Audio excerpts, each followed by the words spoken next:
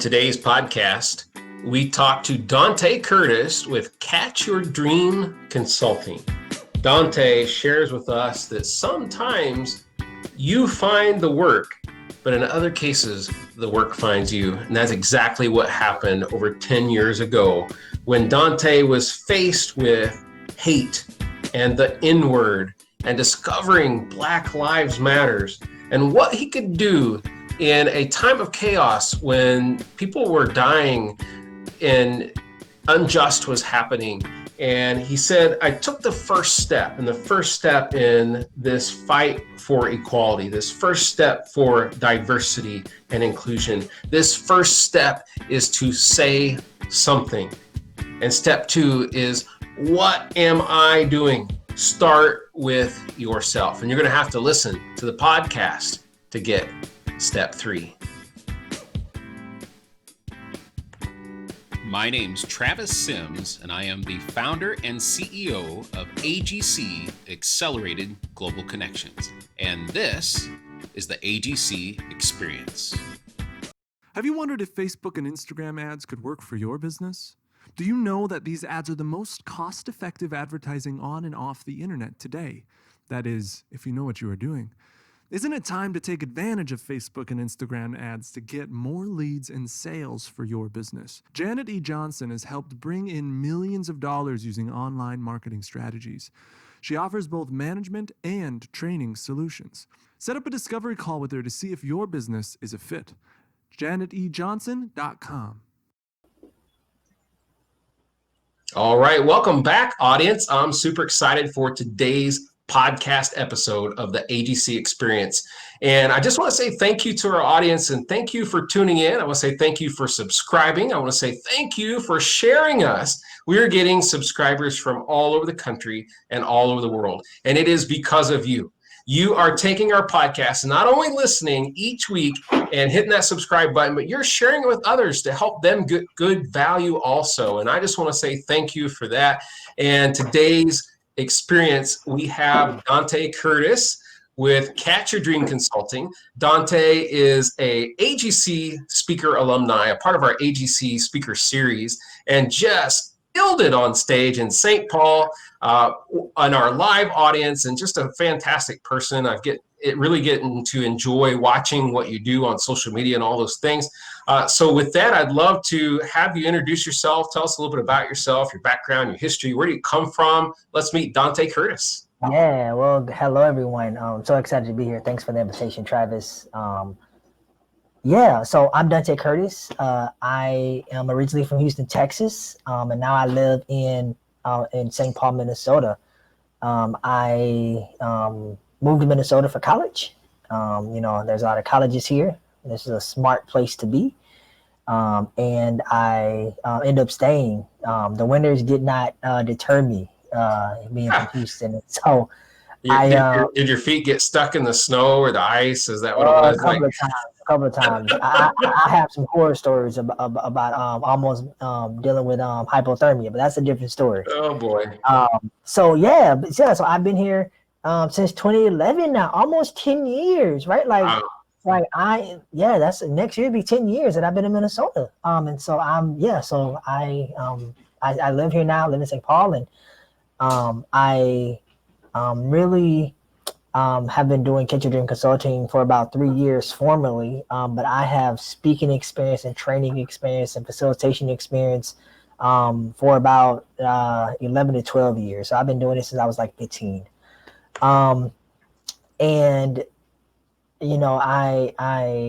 really spend a lot of my time thinking and working and training around diversity, equity, and inclusion.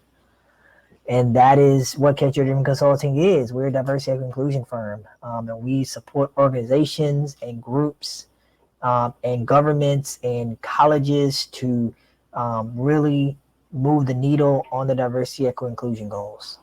And that's what I do day to day, every day. Oh, that's awesome. It's such a hot topic right now. It's such a relevant topic.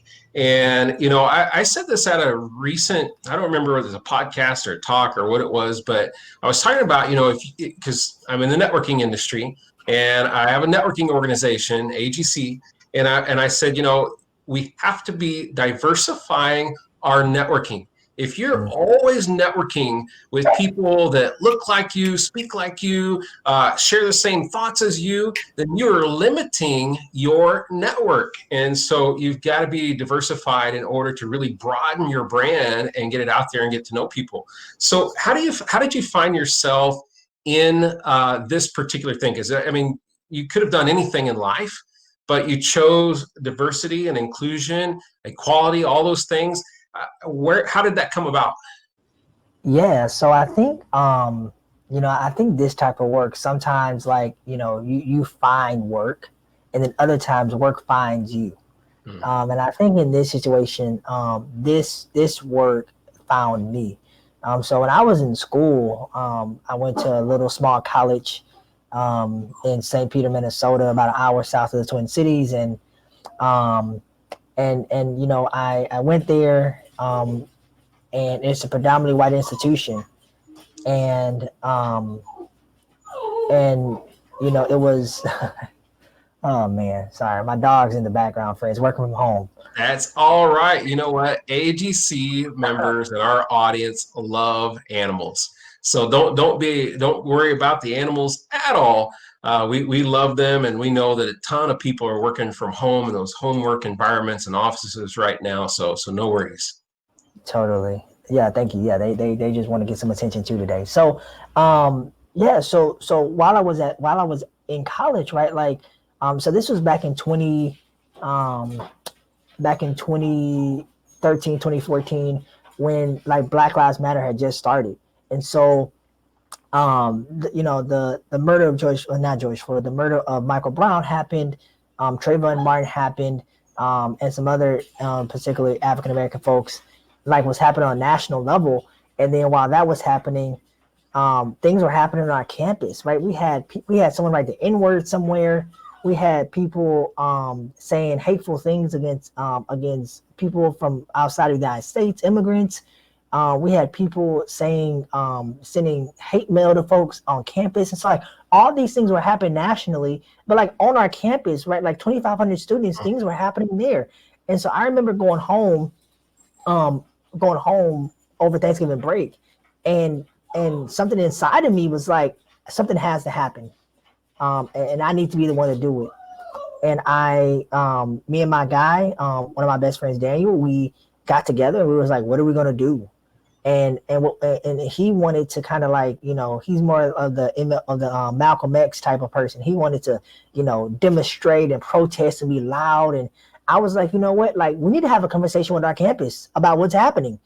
And like, that's where the work started. The work started right there in November, when I was like, we need to have a conversation. And so I convened about 150 students. Our president showed up, faculty showed up, and we had a conversation about race on our campus for the first time since I had been there, particularly about race. And like, that's how I got into this work. And then from there, I had a mentor who invited me and 9 other students to do some educational work around diversity and inclusion for first years.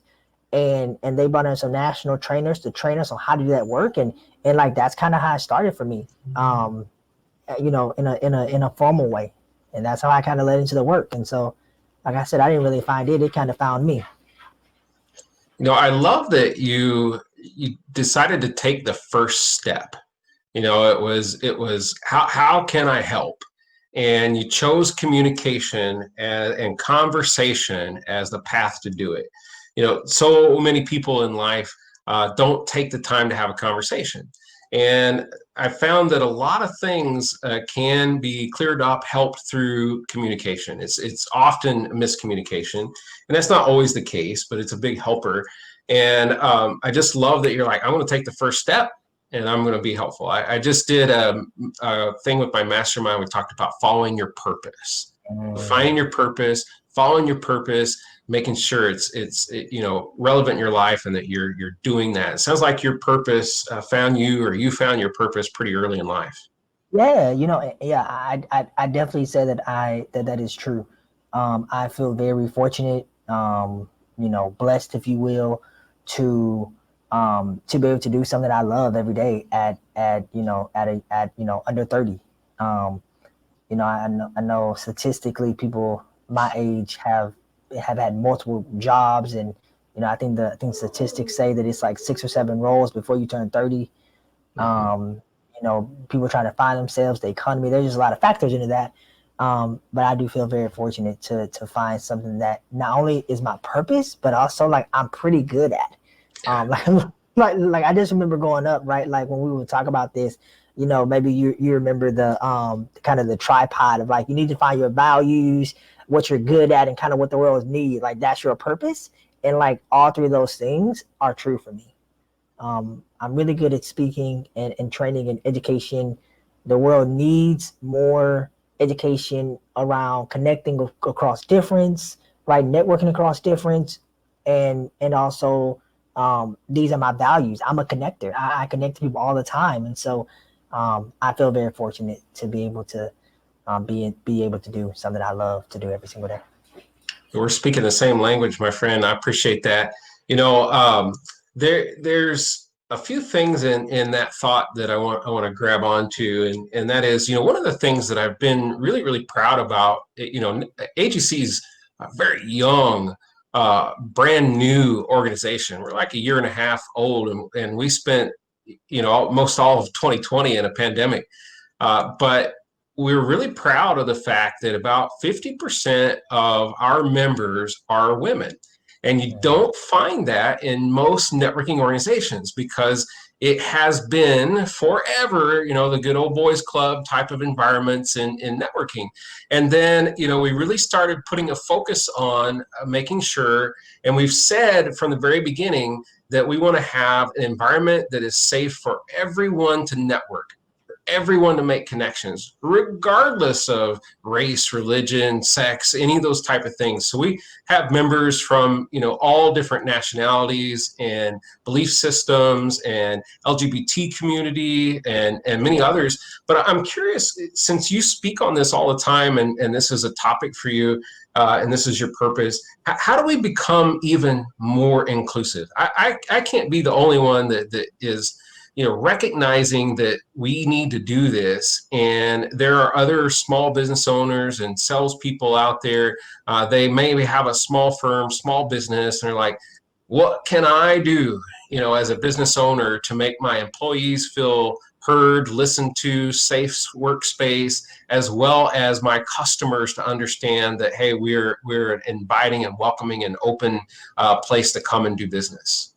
Totally. So I'll start with a quote by a very famous individual by the name of Archbishop Tutu.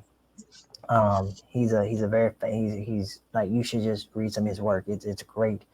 And just the way that he articulates a lot of issues around humanity.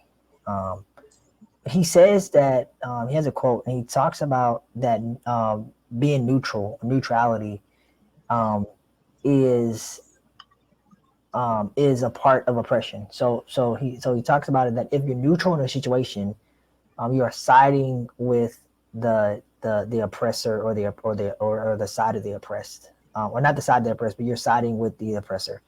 And so I think the first thing is to say something, right? And I think it's so important, right? So companies who do this, who understand this, do this well, right? So I would be remiss if I don't mention, we're in Minnesota, we're the focal point of what happened with the murder of George Floyd, right? Right here, May 25th, literally changed the world. Yeah. And the first thing that companies do, at least the smart ones, is they say something, right? And sometimes, that something get criticized, but it's important that you say something, because if you say nothing, then it's easy for it to be taken that you're okay with it, right? Silence is complicit, right? Silence is agreement, right? If I don't say anything, then it might be assumed that you're agreeing with what's going on. And so you see this like all over the place in large companies, in small companies, nonprofits, governments, places where you have never seen anyone talk about anything political before. They're saying something, right? You think about like Ben and Jerry's, they make ice cream. Yeah. Go look at their statement on what they said. Like they're saying things, right? Nike said something. EA Sports, the gaming company, they said something. The NFL has said something. Like none of these organizations have anything to do with diversity and inclusion. But the first step was say something, right? Wow. And that's so, and it seems so simple, but that is huge. A lot of times we just think words are, words don't mean anything, but words mean something, and your silence means even more. And so that's the first thing, is say something. The next thing that I would say is, in order to be more inclusive, is to really like start with you.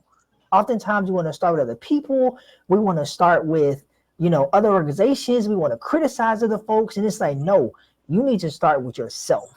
You need to really start with yourself and start with that internal work of, what your family, what are you doing? Instead of criticizing and pointing fingers, right? The old cliche that when you point a finger, you got four pointing back at you, right? Kind of that thing. That's the same thing, is that we need to start with ourselves. And that really takes a lot of like, reflection. That takes a lot of awareness building. That might mean going to training, going to a workshop. That might mean reading some books that you haven't read before. Like, you really need to like sit with yourself and say, like, what are you doing that might be causing harm or causing injustice, either on a micro or macro level. So that's the second thing. The third thing is really one of my main points that I talk about, which is take practical action.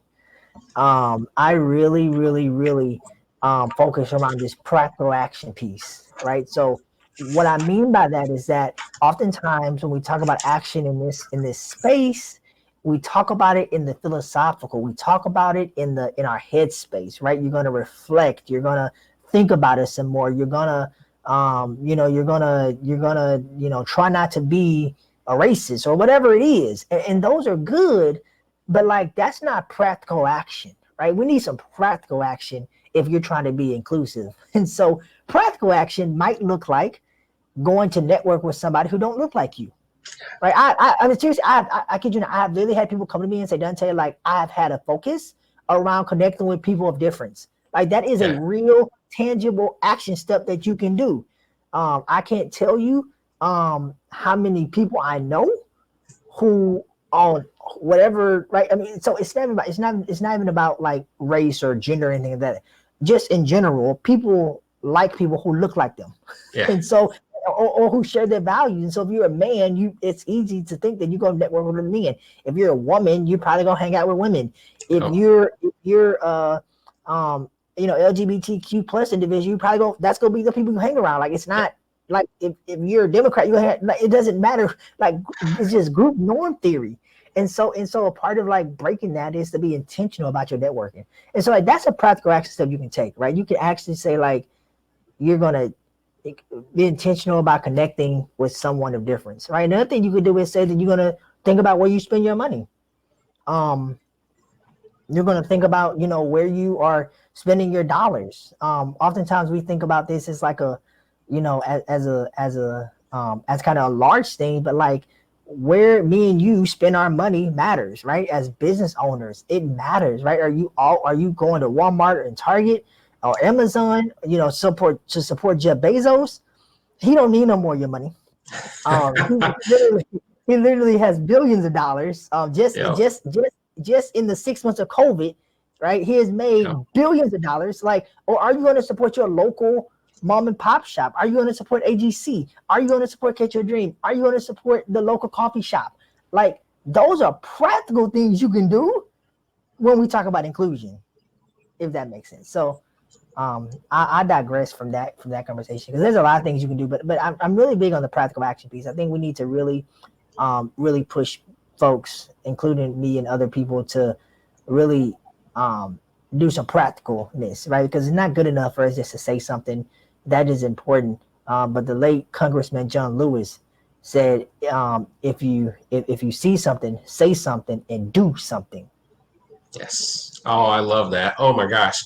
I'm taking tons of notes as we have this conversation, and I was thinking when you said Amazon and all these stores and this and that versus mom and pop, I've spent my lifetime helping support small businesses, and because I know the impact that it makes on families, and whether they're going to be able to make their mortgage or not, or whether they're going to be able to, send their kid to college or any of those things. And I remember the I don't know what it was. Maybe it was a meme, but it said something about Amazon's not going to sponsor your child's softball team, your baseball team, and or any of those things. I want to go back to you. You talked about the first step, and I want to focus on that step for a minute because it really, in starting something, it's always the first step. I'm going to go into business. I'm going to take the first step. I'm going to make a change in my life. I'm going to make the first step. It's all in that first step. And you define that really well, by saying, you started by saying neutral, staying neutral is oppressive, and saying something is the first step. And you talked about all these companies coming out and making these statements. And I remember, obviously I'm right around the Twin Cities as well.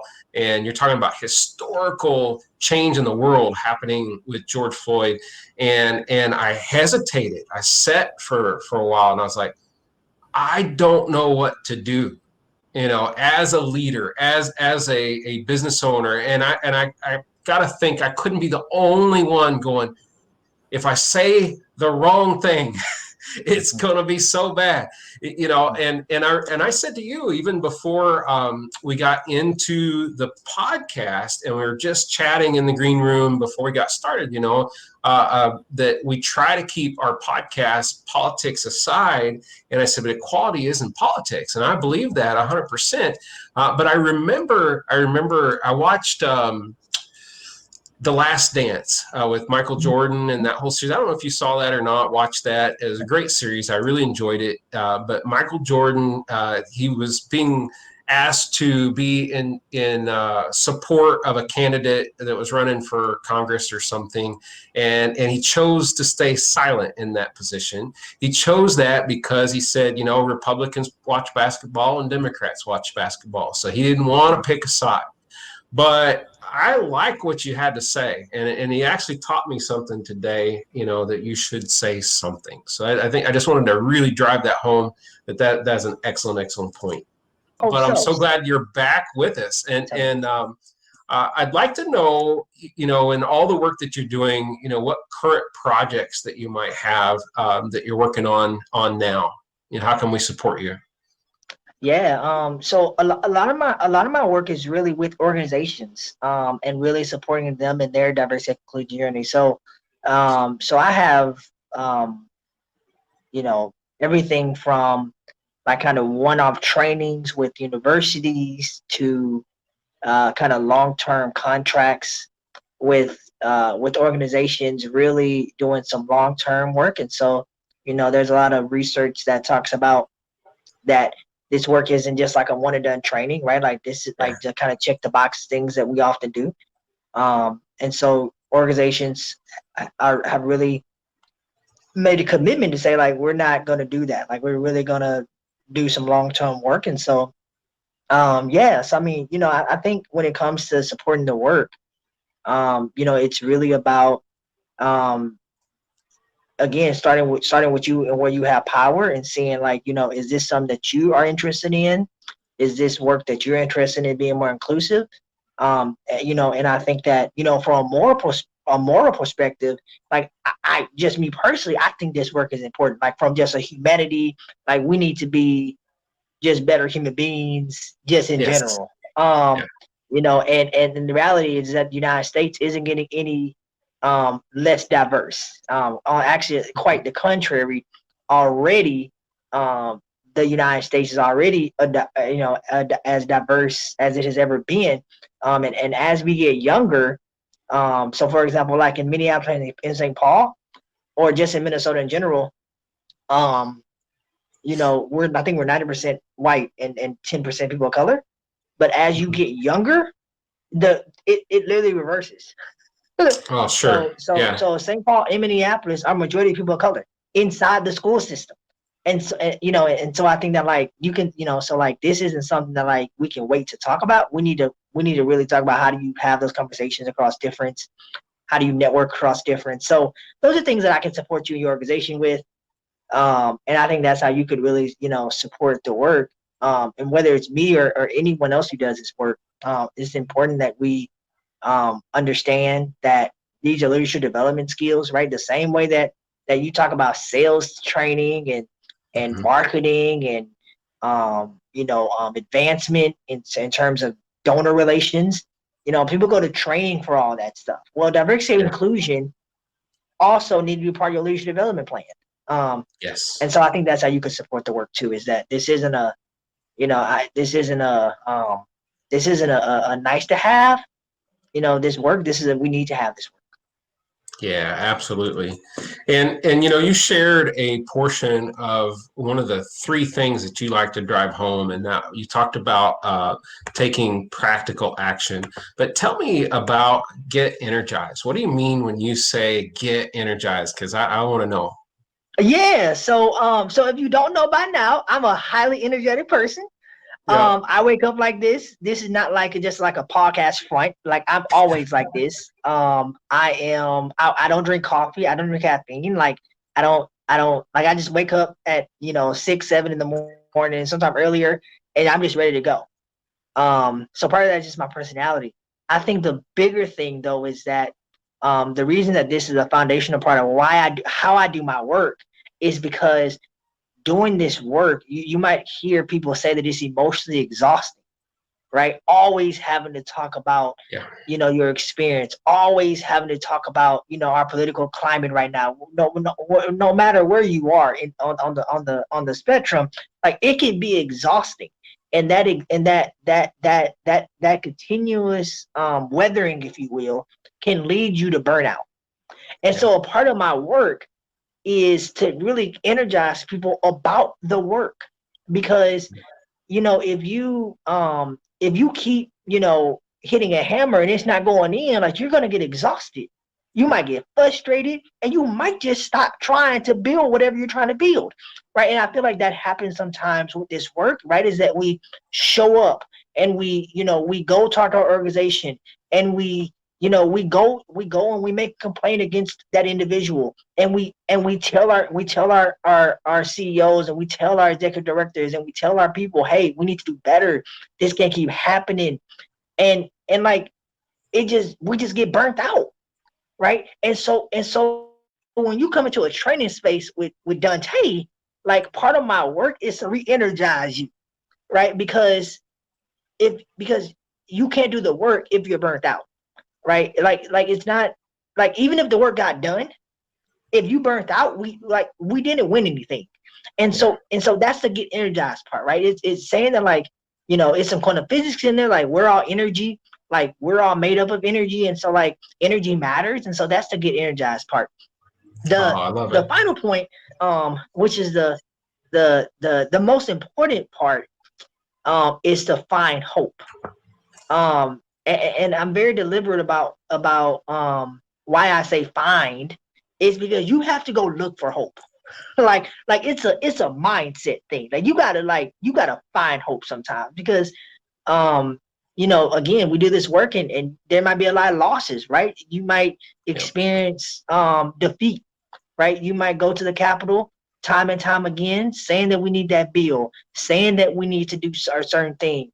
And you might get defeated. You might get hopeless, right? And so again, this is a agreement that I have, but in training spaces, that when you leave, my role, yes, is to educate you, is to give you tips, is to give you tools that you can learn, but ultimately, I need you to be able to find hope after a training space. And so if that means that we got to be more optimistic, if that means that we got to celebrate some wins that we had the past week, because those things are what keep people hopeful, right? Is those small wins. And oftentimes in this work, and unfortunately, like we don't celebrate those small things, right? We don't, I mean, just in general, like not just in diversity and inclusion, but just in general, like, especially now with COVID, there's so much happening. There's so much stress. There's a lot of things that can get you down,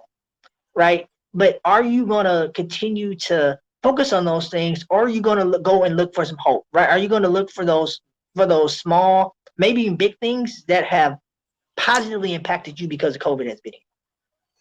And the thing is, we all have them, and you just have to find them, right? And so, I think about, right now, business owners are struggling right now, but I know, I'm sure AGC has some wins if we look back on the 6 months. Yeah. Maybe maybe AGC wasn't doing something before. Maybe you as a business, you weren't doing something before, and now you're doing it now, and it's literally in direct correlation because the pandemic forced you to start doing it, right? Yes. Maybe you say you go do it next year, and now it's like, no, you're doing it right now. Like, that's a win. And so the Yeah. find hope piece is important. There's a guy who is no longer with us. He's a Christian apologetic, and he says something that I believe to be true. He says that if there is a death of hope, that there will be a hope for death, right? And I think that hope is what keeps us going, right? I think about any movement, whether it's the women's suffrage movement in the 1920s, or the civil rights movement in the 1960s, or the labor rights movement in the 1950s and 60s, like whatever movement we have had, like in order to sustain the movement, you needed hope. And hope is what keeps us going. And so that's why this last one is important. And so it has to do with the tone of the training, right? I'm not coming to the training cynically. I'm not approaching this work from a cynical nature. I'm really encouraging people to look on the bright side of things, because there are some bright sides. Yeah, I love it, my friend. You're talking on such some relevant topics. I mean, and I remember when you spoke at the AGC event in St. Paul in front of a live audience, when you said get energized, and you said I'm not a coffee drinker. I'm like, I remember you on that stage, man. You lit that stage up, and you lit that audience up, which was awesome. And I can right now relate with so many people having that Zoom fatigue from being in front of their computers all day long, and they're grinding away and trying to make it work during this time. But that get energized piece, and I'd love to know from you too, since you were on that stage, what did it feel like? Because you were, gosh, we've been 6 months of the pandemic now. We haven't been on a live stage. You're one of the handful of people that graced that live stage. What was that like for you? Yeah, I remember that day very, very, very, very well. It was a great experience. It was my first time being at an AGC event. I definitely felt welcomed. The food was great. I had way too many meatballs. But it was a really great experience. For that 10 minutes of time, right? And I talked about upping your speaking game, right? Yes. How do you increase your speaking in whatever field you in? And I think it was great. That part was great, but even the afterwards, the intentionality between people actually like connecting with me. Like I follow people on Facebook now who were there. I connected with folks who were there, like intentionally connected with people. And I can say that in my networking experience, that normally doesn't happen when I go to a networking event. And so overall, it was a great experience. But being on the stage, it was good too. Like, you can go find the video on YouTube. Go YouTube me. You can go check it out. So yeah, it was really great. Yes, please do. And if you're watching or listening to this podcast right now, if you go to YouTube and you search Accelerated Global Connections, hit the subscribe button on YouTube, hunt for Donte Curtis, just search that. You're gonna find that and all the views it's getting, and what a great message that was. And speaking of how to find you, I know by now our audience has just been able to enjoy this experience as much as I have. And I know you're just touching on the surface of really what I know that I need to be learning as a leader on diversity and inclusion. And what I want to know more. I want to know where you're at. I want to know what you're doing. I want to know how to find you. And so if someone starts looking for you after today's podcast, they listen, they want to make a connection, how do they get in touch with you? Donte Totally. Curtis. Yeah, so you can start off by Googling just Donte Curtis and things will pop up. But the name of my business is called Catch Your Dream Consulting. And so if you can go to catchyourdreamconsulting.com and find more about my work, the philosophy, the team that we have. I didn't tell you, but we have a team of folks on the team as well. And so it's not just me. We got some powerhouse folks who are really doing some great work as well. Teamwork make the dream work is really the premise behind that. And then you can, if you get on YouTube and search, you can search, of course, the AGC speech. There's some other speeches there. Yeah, you can email me. My email is here. So if you want to find me, shoot me an email, you can do that. And I'm on all social medias. So you can either, Twitter, you can find me at Donte Curtis. Instagram is Catch Your Dream. So yeah, if you look, hopefully you don't have to look too hard. But if you type in either my name or Catch Your Dream, you will find it. Awesome. Thank you, Donte. I want to say how much I appreciate you and the work that you're doing, the message that you're carrying, and the way that you're doing it. I just think it's just tremendously helpful for a lot of us. So at this time, I want to just say thank you to our audience as well. I want to say thank you for tuning in. Thank you for listening to the AGC Experience podcast show. And if you got value out of today's conversation, remember, we'll go back to words of Donte, which was take that first step, say something, and work on those next couple steps as well. And if you got value today, share this podcast with others. It's so many times that we scroll past something that we got value in, and we took in that value and we didn't share the experience with others. So I'm going to ask you that if you enjoyed the podcast today, share it with others, tell others about it, and let's get some more attention on the work that Donte's doing. So with that, thank you guys for watching. Thank you for listening. And Donte, we'll see you again soon. Thanks. Hey, thank you so much. Thank you.